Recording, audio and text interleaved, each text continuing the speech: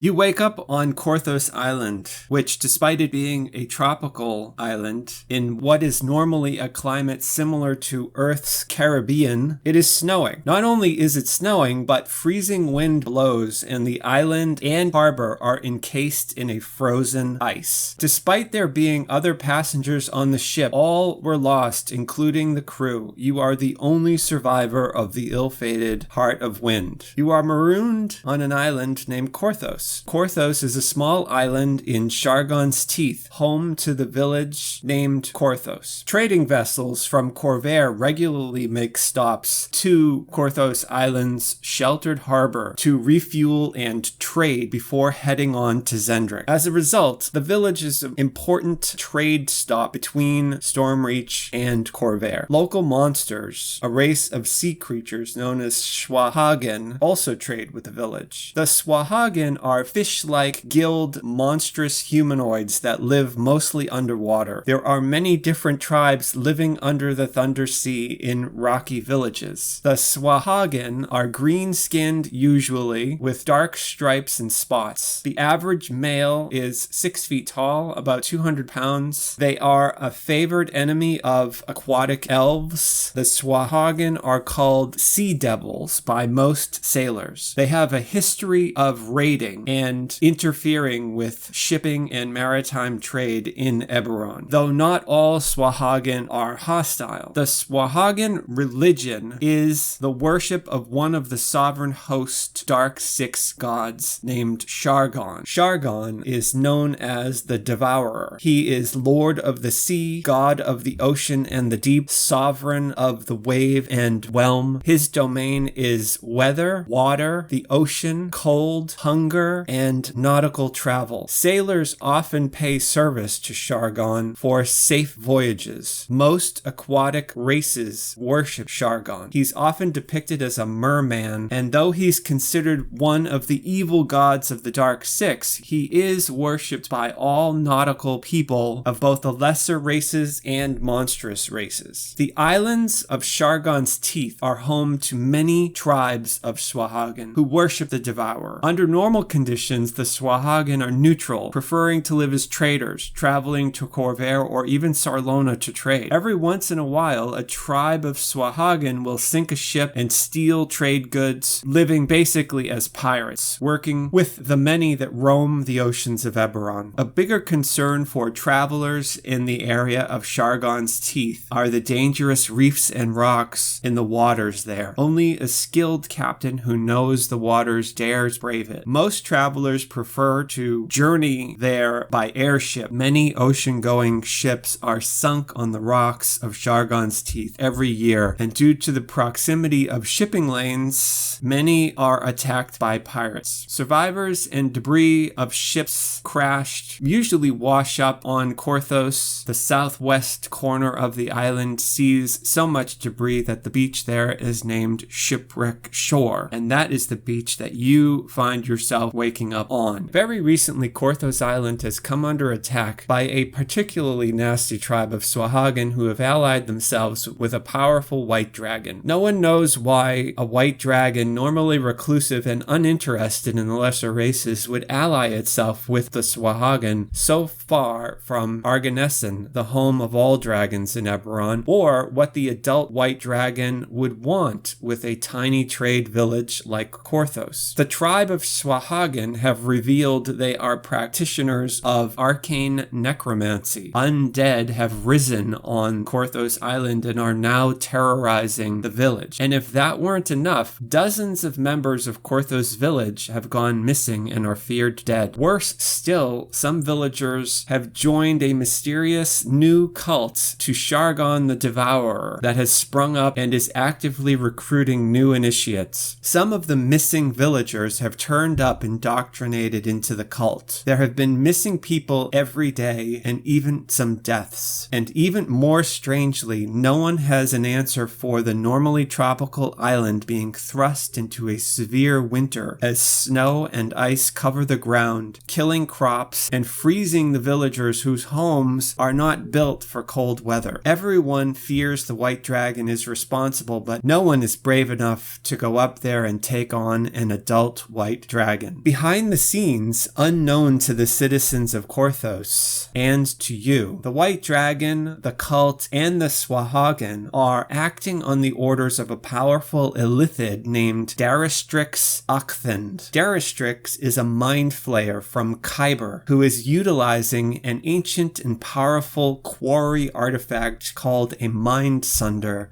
to control the dragon and the Swahagan necromancers. The illithids are what's known as mind flayers. They are very dangerous and highly intelligent aberrations from the realm of Zoriat. Illithids are supremely intelligent beings and normally serve only their elder brain, who in turn serves their one master, the Delkir Belashira, Lord of Eyes. Mind flayers consume humanoid brains in order to survive and frequently raid the surface to find brains to eat. Mind flayers have powerful psionic mind abilities. They are lawful evil creatures and do not feel the way other humanoids do. Their culture usually being led by an elder brain, which is a collection of the dead illithid ancestor minds. Because they function as a hive mind, it is extremely rare for the illithids to work alone. Therefore, we can speculate that Daristrix must be operating with a higher purpose for a puppet master that is behind the scenes. Here, we do not know for sure, but we shall employ some educated guesswork to fill in the gaps. I believe Daristrix was captured while on a raid to the surface to feed on brains, and put under the control of the Inspired from Sarlona, who do the bidding of an evil super being known as the Dreaming Dark. They gave the Mind Sunder to the Mind Flayer once it was under its control and sent it to Shargon's Teeth to begin working on the Inspired's evil plans. Why do we speculate this? Well, a Quarry Mind Sunder is an extremely powerful magical artifact created by the Inspired on the continent of Sarlona. The Mind Sunder utilizes the psionic powers of the Dalkor, or the Realm of Dreams. The artifact is so powerful because it mixes magic with the psionic power of the Quarry, who reside in the Realm of Dreams, taking orders from their overlord, the Dreaming Dark. 40,000 years ago, under the orders of the Dreaming Dark, the Quarry invaded Eberron. They were a hair's width away from conquering everything, but failed when the giants rallied and stopped them at great cost and sacrifice by severing Eberron's connection to the Realm of Dreams. Since then, the Dreaming Dark ever plots for a way to return to Eberron and finish its invasion. Though the Realm of Dreams has been permanently cut off from Eberron, some Quarry have remained. They are what's known as the Inspired. They are humans controlled willingly by Quarry spirits who remain in Eberron to carry out the will of the Dreaming Dark. A Mind Sunder would allow the Dreaming Dark to magically alter the minds of people affected by it in Eberron and focus its psionic energy towards its will. The Mind Sunder works similar to the Han Balani atlases dotting Sarlona near Ridra, allowing Quarry spirits to control affected minds, thus turning them into mindless, slave-like followers who carry out the will of the Dreaming Dark. Daristrix, a powerful illithid, would have to be severed from its connection to the Elder Brain in order to be manipulated by the Mind Sunder. The Mind Sunder would be an artifact capable enough to beguile and control an illithid, and thereby allowing the Inspired to focus its inherent psionic abilities to allow it to take over and control an adult white dragon. In this case, the adult white dragon Arcercaix. But where would a mind flayer from Khyber come into contact with a white dragon from Arganessen? For we know most, if not all, of the dragons in Eberron live in the off-limits continent of Arganessen. We can theorize that expeditions from the Inspired city Darkat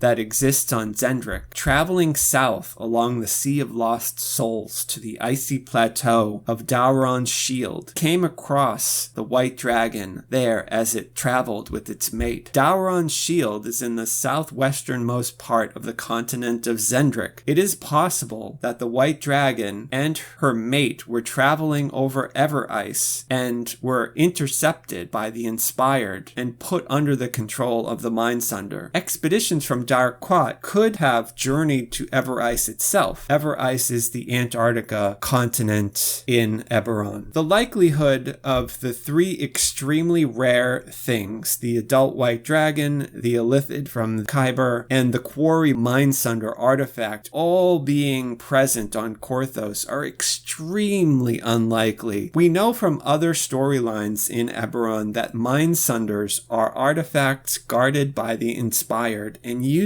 to take over and conquer people they wish to control. This points directly to the Dreaming Dark, which we know is ever trying to find a way back into Eberron. With an adult female white dragon under its control, the Inspired then could set the Illithid Darastrix to control it, and then send them both to the Thunder Sea to begin bewitching the Swahagan tribe necromancers to raise an undead army to overrun Stormreach. What better place to begin than a small undefended village like Korthos? Darastrix, under orders of the Mindsunder, bewitching and capturing Korthos villagers and then brainwashing them to form a Devourer cult, would also be a strengthening device for this new strategy of the Inspired. Together, they could work to take control of the island. The army of the dead, the adult white dragon, and the Illithid getting ready for the ultimate plan of unleashing terror on the city of Stormreach. But why? Well, because the Inspired of Sarlona have already demonstrated that they wish to be in sole control of the continent of Zendrik. For Zendrik is the mysterious continent that was the home of the giants. And the giants were the race of beings who were so powerful in magic that they alone figured out how to stop the Dreaming Dark. So if they could uncover artifacts left by the giant, they could theoretically figure out a way to reconnect Eberron to the realm of dreams, and then the Dreaming Dark would have access back. The Inspired have the only other city on Zendrik, a town known as Darquat. Recently, Darquat sent a trade mission to Stormreach. The Coin Lords have allowed the Inspired to set up in what is now called the Inspired Quarter, where they are trading and educating members of the city. But secretly, the Inspired are utilizing yet another Mindsunder artifact with the purpose of taking over the city. Darquat is a small yet rich trade city on the western shore of Zendrik. The Inspired are humans, after all, from the continent of Sarlona, and though they trade with Stormreach, they also trade with the rest of the world. They are faithful servants of the Dreaming Dark. Each Inspired is chosen as a vessel to be possessed by a quarry spirit. There is an entire religion based around this. Darquat sends out archaeological expeditions all over Zendrik in search of ancient giant artifacts as they ever work the will of the Dreaming Dark in Eberron. It is not hard to imagine they gave the Mindsunder to the Illithid Darastrix for a mind flayer with an army of cultists, Swahagan, undead, and a white dragon could easily take over Stormreach, thereby allowing the Inspired to control all of the riches on Zendrik. The Inspired could then wrest control of Stormreach and take over the entire continent. This would allow the Inspired's hunt for lost treasure to proceed unhindered. And so, back to the story in the present, you wake up after the dragon attack on Shipwreck Shore on Korthos Island. The island is completely frozen over. The dragon is flying overhead. You are afraid that it may attack you again, but you're not alone. A rogue named Jeets, a halfling, finds you and tells you that he can help you. Following him, you learn that he and his companions, a cleric of the Silver Flame named Selimus, and a warforged sorcerer named Talbron II, are working for an anonymous patron to help save the village of Korthos and its people. The group is working on clearing out a group of Swahagan necromancers from an area on the island known as the Grotto. Later, you learn the anonymous patron is an elder and wizard from Korthos village named Lars Hayton, who comes from a long line of Haytons who have protected Korthos village. The Silver Flame cleric Selimus offers to help you if you agree to help the village of Korthos deal with the cult, the Swahagan, the undead, and the adult white dragon.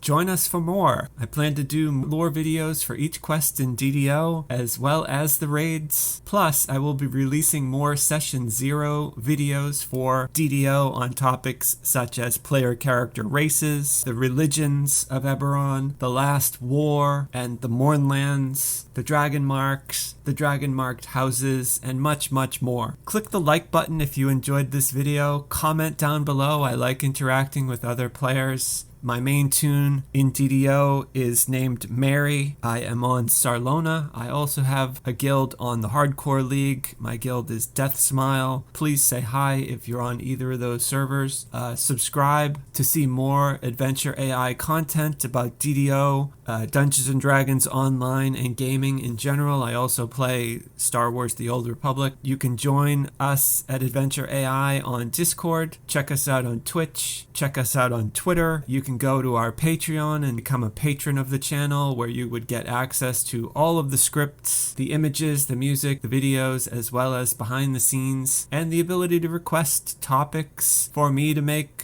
future videos. Thanks very much. I hope you have a great rest of your day, and I hope your adventures go well.